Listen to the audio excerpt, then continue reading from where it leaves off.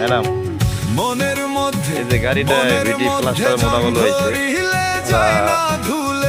মালামালটা নামাই দিছে এই জায়গায়, বুঝছেন? এই গাড়িটা কে দিছে আমি সঠিক কইতে পারতেছি, ড্রাইভারও সঠিক কথা কইতে পারতেছে না গাড়িটা কে বানাই দিছে। আর এদিকে কালাম ভাইও মোটামুটি 200 ফিট বালু নিয়ে সিস্টেমেট নিয়ে এসে 30 ব্যাগ।